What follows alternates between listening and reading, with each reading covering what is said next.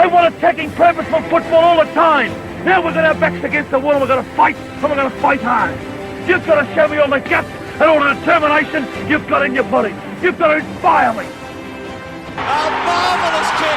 That's as good as you'll ever see. And Footscray are back in front. I don't know about you guys, but if I see one bloke walking out of here, give the pat on the back from people out there for a good effort, I'll spew up. From inside the centre square, Boyd kicked the goal. Boyd kicked the goal from inside the centre. Hey Pack, welcome to Danny Boyd, a podcast about the football club that we all love, even when they rip your heart out and spit on it. We're all recovering from last Friday night. By the way, that's the Footscray Football Club, Proprietary Limited. They trade as Western Bulldogs. I'm Danny McGinlay. Tom Boyd's still in Europe. I'm very envious of him being far away from AFL media this week, but I promised you good co-hosts while I'm away. Doesn't get much better than this. A man who took us to many finals, so many happy memories. He's been on the show before. Welcome back, Rodney Eade. Thanks, Danny. Good to be here. Mate, I guess we'll just... There's only one real question. We've got a whole bunch of questions from listeners on the Patreon, but what happened? What the hell was that?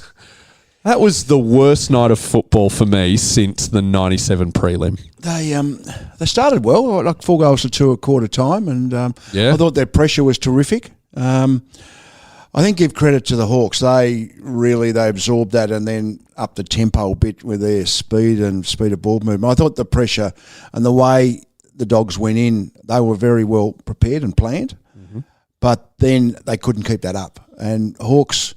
probably a quarter time could have, okay, it's not working. We've got to regress and try a different angle. But they doubled down and they just lit the place up. Whether it's just youth and they weren't. All right. Hey, this isn't an AFL podcast. This is a Bulldogs podcast. Right, sorry, mate. I was trying to sit on the fence. No, do not. Please do not do that. I mean, be as harsh as you want towards our club, but we're not here to celebrate those. I know you used to play for them, but I just really despise them. Like that's not very nice, Danny. I know it's really. Do you know what it is? And I think is that because of their success over the years? Absolutely, yes. It's just me being a sore loser. As Dermot said the other day, it's been six long years. The long-suffering Hawthorn supporters. Yes, 6 long years been in the finals. They're so entitled, and this is the problem. So when I was growing up, I'm sure I've said this on the pod, but when I was growing up in the 80s, you made the grand final every year, and you were a big part of that. So this is your fault. And all of the kids just would jump on the bandwagon, go for the team. And I lived in a pretty migrant area, so a lot of these kids new to Australia just went for the team that won all the time. Yeah. And I thought that's very disloyal and it's not a good way. Even as a child, I knew that's not the way you choose a sports team. And then these people, these bandwagoners, these glory hunters were rewarded with a three-peat in their 30s. This is just so unfair. And now they're back and it's just, I hate the injustice of it all. So that's why I hate them. Okay. Move on. Go to the Dogs. Let's go. Go to the Dogs. Where did you watch the game on Friday? Well, I was very lucky. As I'm a life member of the AFL, I gave my 2 tickets to a Hawthorn supporter, a mate of mine. Okay. So I wasn't going to go. And then a friend of mine had a box. So I sat behind the goals watching the game. Which goals? Dogs the punt road end. Yep. Yeah, the Dom sheet end. Yep. So I was near you. And I was torn between both. I was 50-50. I'm doing some work back at Hawthorn now, but what are you doing at Hawthorn? Why did you ruin our club? I just helping raise some capital for their new facility, their new high performance centre. I saw the Bulldogs last week. David Smorgan took me out to the Bulldogs and saw their new facility. Oh, it's pretty good, isn't it? Oh, it's unbelievable. It's fantastic. They should be feeling very thrilled and with that. The players hope they know they're spoiled. Yeah, like the old days would have been. The rats would have been moving out. Yeah, there's that. How was it? Like, what's your early? So you came to the Dogs 04? 05. End of 04, yeah. End of 04. What? How were the facilities then? Yeah, very, very poor. As I said, I saw the rats get their suitcases and they're moving out. It wasn't even good enough for them. What was? According to rumour, when the Suns started, they were doing. Their gym was a portable shipping container. I went there. I got there their 3rd or 4th year. Yeah, so you train during the morning because you had to because of the humidity. So this is February, whatever, January, February, and you'd go to a big iron warehouse type thing, and then trying to do weights, and it was like a sauna. So what's worse, Bulldogs 05, Suns When I 14, started. 15? Yeah, good point. Nah, probably the Bulldogs. Yes. We won something. So, okay, you're out at Hawthorn. Anyway, and so Friday night, you're behind, you're in the box, you're watching it. Did you, okay, as a neutral then, Yeah. did you feel the umpiring was a tad one-sided? Because I did. I thought early the Bulldogs got a bit of got the rub of the green. I thought after quarter time, I thought the Hawks got the rub of the green. So, for those who haven't looked at the stats, the free kick count after half time, third quarter, 8 free kicks to 0. Fourth quarter, 7 free kicks to 3.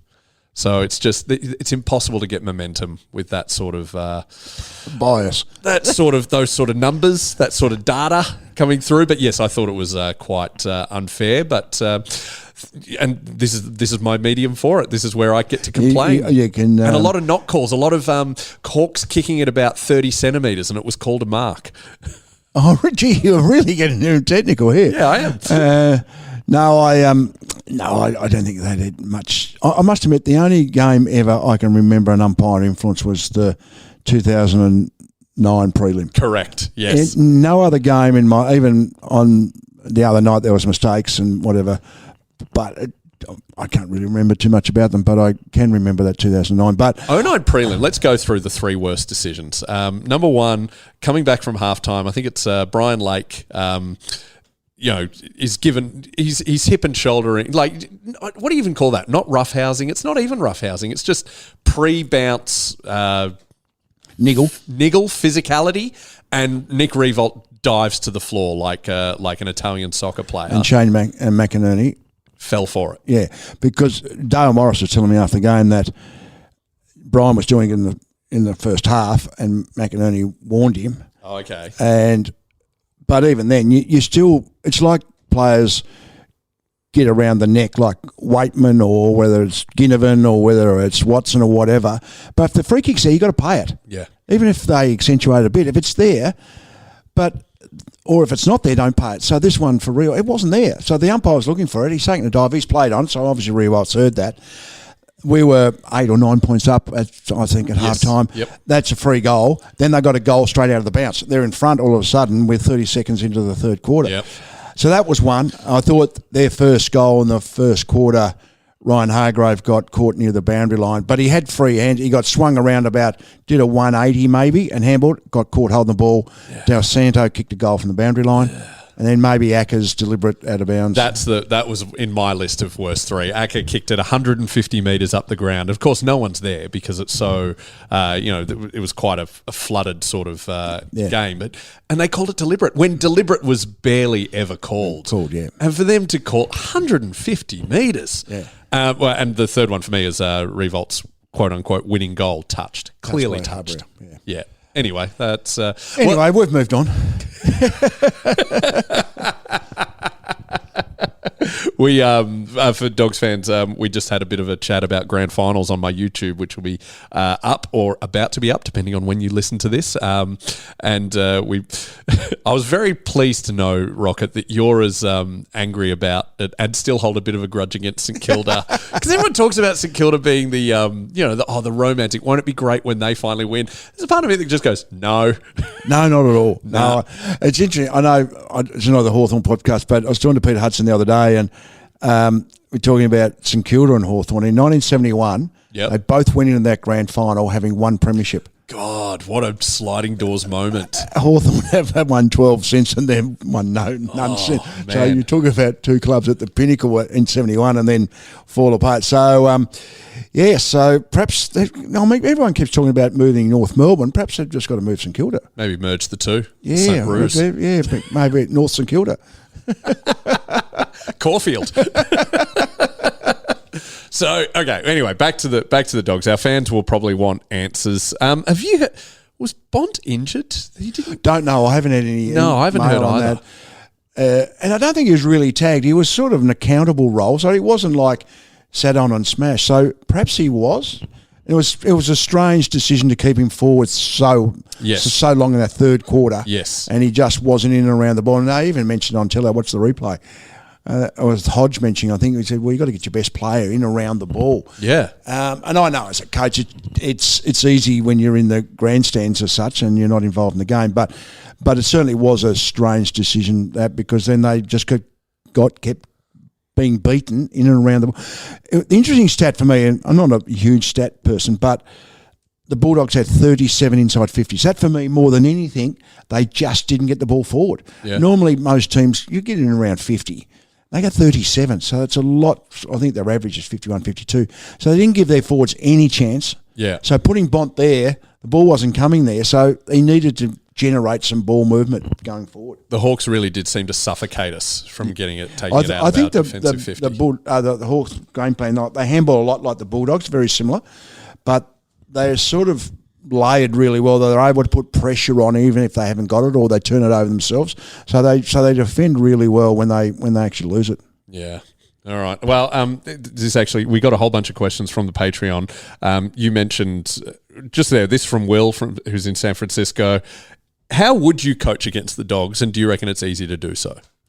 I think the Dogs have got a good squad. I think they're better than at the home way of a seventh team, or a sixth. Sorry, I think they can get there in the top four. They just got a couple of holes in their team, maybe a couple of selection issues there, but generally they're okay. So they do handball a lot, and I think Hawthorn style is the way to go against the Dogs. Beat them at the source. Put pressure in and around. They do flick the ball around. Teams that don't do that enables the Dogs to get out and then be able to give some service to their forwards. So that's what I need to do. I think the Giants play a similar way, and certainly Hawthorn. Those two teams probably the best teams to put some pressure on. But I'll ask you a question. Why do the Dogs and supporters, why do the Dogs can never string more than 4 games together as a win? They can't get on momentum, win 7 and 8. Like they hit the back end of the season really well. Then they went to Adelaide and got smashed by Port, and then got smashed by Adelaide. Like it was just out of the blue. But they don't seem to be able to maintain. The good sides do. Like Geelong 7 in a row. Then they had a bad patch. They won 7 of the last 9. But the Dogs don't seem to be able to do that. I don't think we've ever been able to do that. Apart from maybe start of 21, we went on a really good run. But the fact that I can think of these runs, 15 we had a good run under your started 08. So I remember 08 when we played Hawthorn in Launceston. They had won 11 in a row. We were 10 in a draw, so we hadn't lost anyway. So both teams hadn't lost after 11 games, and we won that. We were able to win that. Yeah, that was a brilliant game. But the Dogs at the moment, just with the talent, they get on a roll and then seem to get comfortable. I don't know, it's not the right word, but they seem to relax. And just for whatever reason, lose when they shouldn't. It goes back. I mean, you talk about culture or just the psychology of clubs. One question we got from Kerry, who's actually been a guest on this. She writes a brilliant. Oh, she used to write a brilliant blog called the Bulldog Tradition. Kerry Soran, fantastic writer. She seems we've now. Okay, what's she got? In our 3 consecutive final years under you. 08 to 10, we cruelled our premiership chances by poor performances in each of our first finals. It seemed ancient history in 2016, but we've now lost 5 elimination finals under Bevo. Why don't we handle finals pressure as well? And why? Like someone said on the weekend, Bulldogs hope to play finals. Hawks expect to win flags. You know both clubs well. Is there something to that? Yeah, I think there is. To be honest. Yeah, I think I heard Mitchell say that the other day. I've heard Dermot talk about it, and the DNA is probably, and that comes back from a long time. John Kennedy being embarrassed what the Hawthorn dished up in the 50s. We don't want to embarrass ourselves. So set some real strong platforms of what the club stood for. Now that's been tweaked along the way, and modern era and the way we play, etc., etc. But it's certainly in the DNA about. One word to describe Hawthorn is ruthless.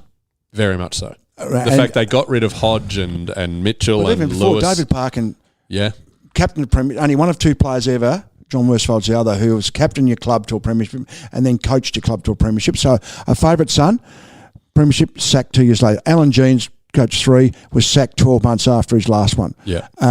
Clarkson moved on. So, but they don't make the fanfare of a Collingwood or a Carlton. They just get the job done. I remember when I went there at the Bulldogs, I felt as a club, and I don't mean this disrespectfully, we wallowed in poor us, poor Bulldogs, accepting mediocrity. This was made the thing. And I remember in 16 when we won, and I rode that wave as well, talking to some media people who are supporters, strong, passionate, and some other supporters. Oh, if I die now, I'm happy. No, I'm happy with that now. And I said, wrong attitude. Wrong attitude. You don't just be happy with one. That's enjoy it. But we as a club have got to now strive to get our next one and get 2 in a row. Or if we miss then and this, don't be accepting. Don't say, well, no, I'm content now. And I think that does permeate a little bit, to be honest. That's a really good point. I mean, we are sort of. I've seen a few people say, well, I'm just happy we had a great season. Well done, boys, on making finals. And I got to say, I agree with you. No. Because we're playing an elite competition. Yeah. No, this is not around the world or whatever. It's here. But players are getting paid 6, 7, 8. They're going to $1 million. So it's a lot of money. So I know we cuddle them nowadays, but I'm not getting on to the players now. But hang on, you're getting a lot of money. And people out here who are listening to this are paying their memberships. Yeah. So we're not paying our memberships just to be part of a golf club and just so we can turn up and have a beer. We want our team to win. That's what we're attached to. And so expectations are the players on the back of getting paid, and you want to put yourself. We expect effort. We expect results. That's the way it is. And I don't think it's just Bulldog now. I think there's a thing with a lot of players in the AFL that being not entitled, being enabled. No, I'm getting money, and well, it's week in and week out. That's what your expectations are, and I think Sydney and Geelong are the best 2 at the moment. Do it year in and year out, don't they? And that's what we've got to aim for. So, is it as fans and members? Is there anything we can do to help change that culture? I mean, apart from just yelling at the players, which I don't think we'll achieve much. We talk about culture. I think it's probably. There's 2 types of culture. Is a very glib term, isn't it? It is, yeah. It is, and it's very sort of means nebulous. It's about what does it really mean? Yep. But the culture probably within the footy department is probably pretty good. It's about learning, improving, but then this whole scheme about the club and that comes from the board, and so it's more about their expectations, and they do it professionally and respectfully, but it's got to be demanding.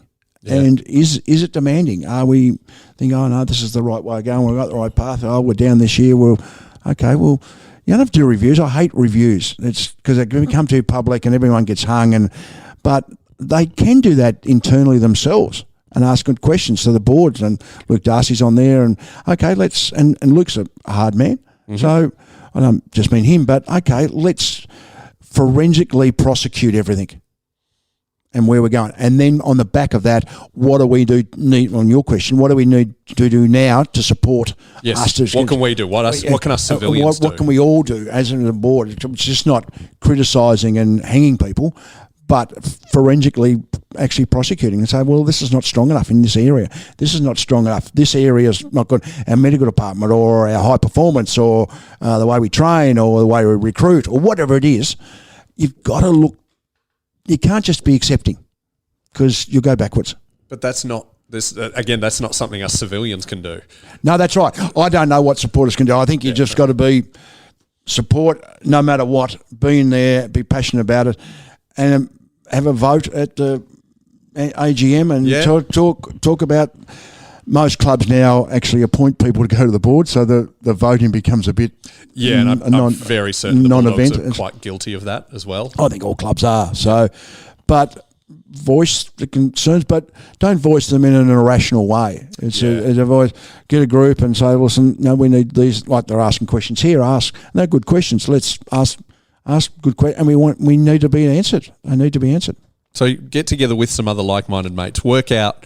What you rather than just ringing the club and yelling at a customer service, or go to the AGM and ask questions about this, or go to the club. I remember being a Collingwood, and it's a big club, but whether it was the right way to go was maybe at the end of the year, but Eddie organised that there was a member event. So there was 700-800 people there, and they asked questions of the coaching panel and the high performance panel about these questions. Most of they were vetted questions. They weren't so it took the emotion out of it, but there were some hard-hitting questions there. So it's but we all need to be on the same train as well. We can't.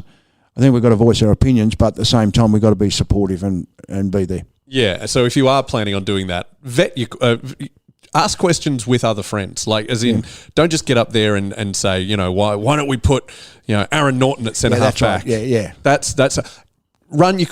It's like doing a stand-up show. Test your material out at the amateur nights. Ask your mates down the pub or whatever, and then build up. And then once you've got your killer question, that's a good way to do it. Yeah. There we go. All right. So that worked.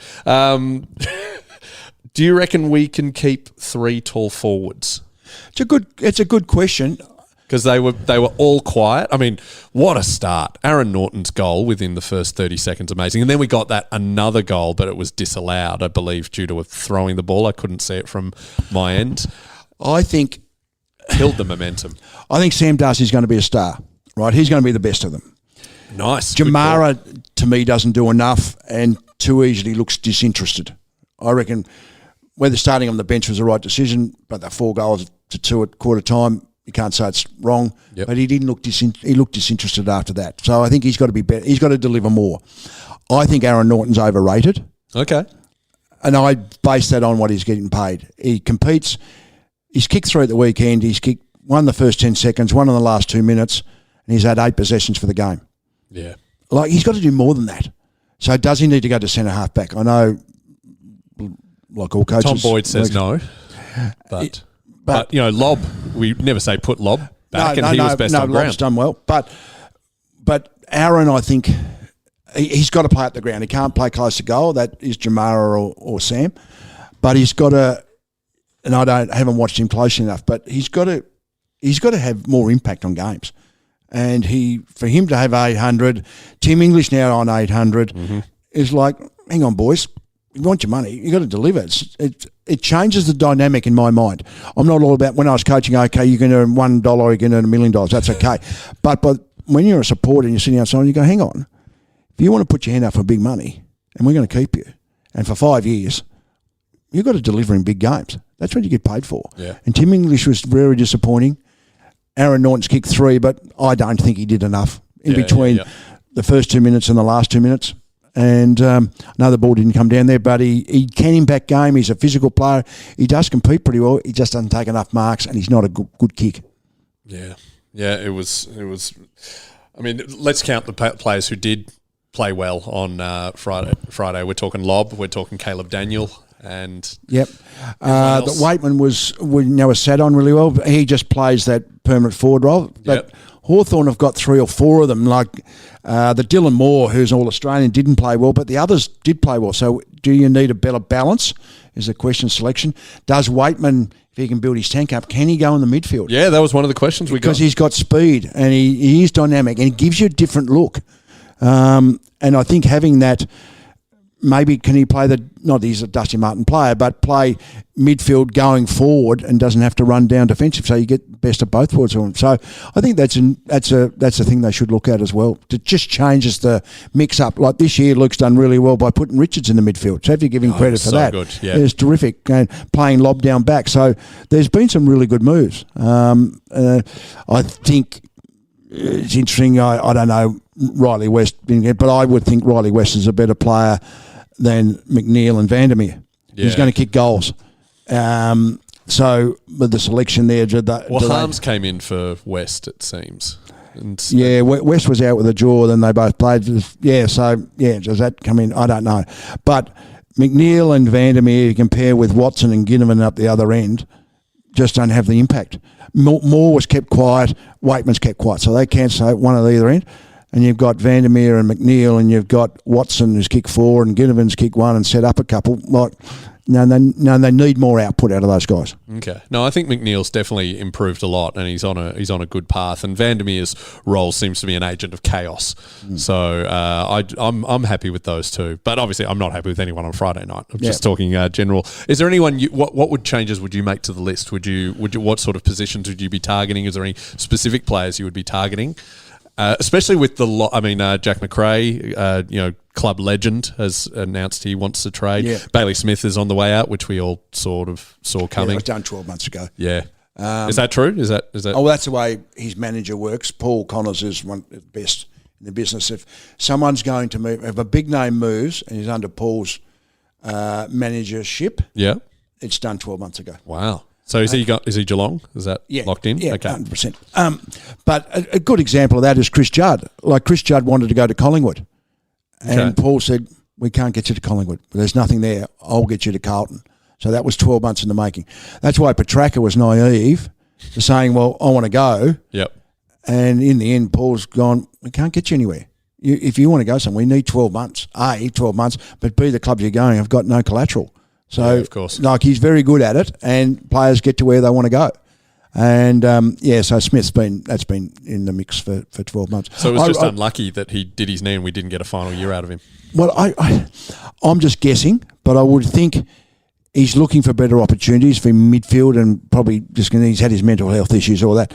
I reckon that knee probably just put the full stop on it. It was probably hope. I would have thought that this year, if he played more midfield time, okay, I'll stay.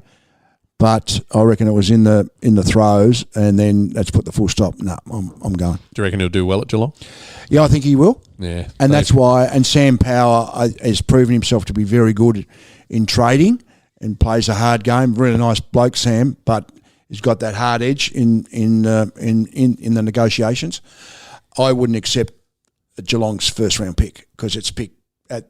Depends how they rubbish. Say it's 16. Then Bailey gets Smith's pushed worth back more into than that. 2022. Yeah. No, it's not. He's 23. He's prime. He's going to be a midfielder. It's got to be a minimum under 10, a pick under 10, so number 10. Or both Henry boys. Or something like that, yeah. Radically. Negotiate. The bottom line is, you can't let him go through to the pre-season draft. Geelong aren't going to let him go to the pre-season draft. Yeah, because they've already done the deal 12 months ago. Yep. So they've hooked onto him. So they've got to deliver. People are saying the pressure's on Bulldogs. I think it's the other way around. Bulldogs can sit pat and just say he's not going anywhere else. If he's not going there, he'll stay at the Bulldogs. He's not going to put himself in the pre-season draft. Collingwood and Hawthorn as well that he could go to. But you reckon it's definitely Geelong? Well, then the mechanism there to get there is the pre-season draft, and there's 8 teams before them. Yeah, okay. So North Melbourne will take him. Oh yeah, he's not going to go to North Melbourne. So he won't. So you thought you had mental health problems before, Bailey. And you have a look at the Giants with Jeremy Cameron. Yeah, they didn't want to give 3 first round picks, but in the end they did because they had promised him they were getting him. So they got 3 first rounds. So the Bulldogs will play tough ball. Oh, that's good. All right. Well, we don't have you for much longer, Rocket. Is there any other advice you would give to Luke Beveridge, the footy department, the Bulldogs fans? I don't think I need to give any advice to Luke. Luke's done really well. Absolutely. And Bevo wouldn't listen. No. But I'm just for what hope would you give the Bulldogs fans who are listening to this, who are now going through this is the worst thing about when you get bundled out of finals earlier than expected. You've got to reevaluate your life. I mean, I just assumed I would be thinking about the semi-final this week and then hopefully the prelim and then hopefully the granny. But I've then had to, and normally I'd go AFLW, but let's be honest, we're terrible there as well. We're in a rebuilding and, we've got a very young side and there's hope. I'll still be going to Whitten Oval on Thursday night to have a look, but it's not as... I just, I've got to start. It's not as shiny as you thought it would. It's not as shiny, and I've got to actually talk to my family. And I think let's first talk about. I think each player that wants to leave, and say Daniel wants to leave, and I don't know if he does. So there's a request. I think I'm taking it. I was on a podcast this morning, but don't lump them all together and say there's disharmony at the Bulldogs. Oh no, I don't think it's that. I think Bailey Smith's been for a while and been in the mix, and I think Jack has read the writing on the wall that Luke is not in Luke's plans as in the key player. Yep. And that's fine. He's making that decision. Jack's getting older and slower, but he's still a good player. So we're going to go for that reason. I think they've just some speed in the midfield. It'd be one, and whether they can go for Houston as a distributor off half back who can really kick the ball. If they got that Houston from Port Adelaide. Yes, I didn't know he was up for grabs. Oh, he wanted to go, and then okay. he wanted to go to Melbourne, and then with all the trouble with Melbourne, he's pulled out and said recommitted. But Carlton are into him now, and someone else I read the other day.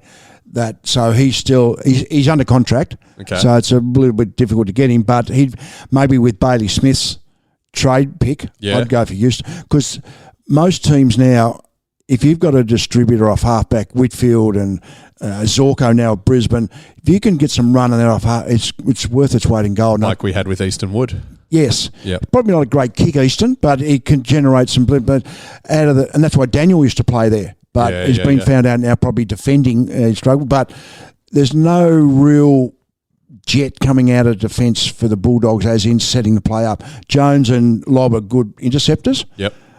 Lobb's not a bad kick, actually, but Jones is not a great kick. But who else out of there sets the game up as inconsistently, like JJ used to do at his best? Yeah. And Daniel did. We're trying to get Buku to play that role, and I hope he'll get there. Yeah. So that's for me. I think their forward line's okay. To answer your question on the three tours, I think they can keep going with it. But I think Jamara's the question. I know I said about Aaron Norton, but Jamara needs to work harder.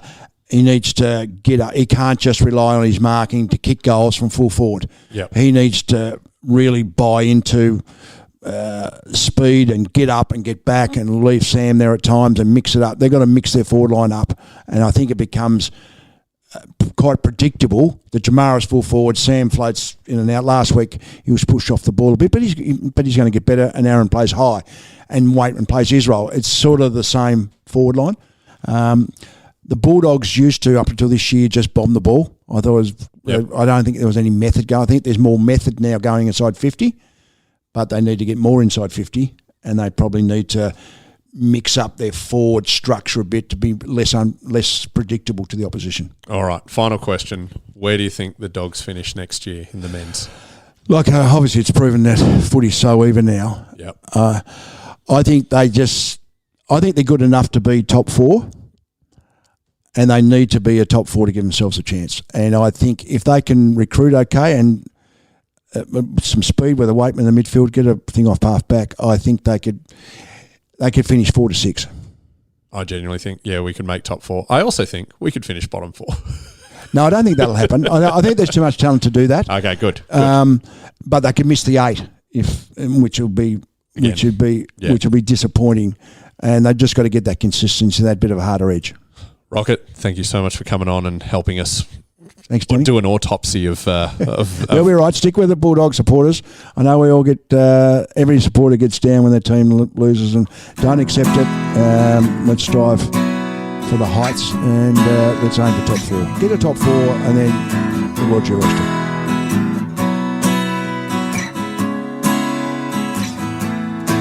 I gave my childhood to that role of the red, white, and blue sea. And the knowledge that you had to love the Bulldog boys and me. 20 years on, I feel that longing hanging in September air. But the reason I go every week is to pretend you're still there. And they will find the glory one day, and I will throw it at your feet. It's a long, long road they're running for you, the dogs of Footscray streets.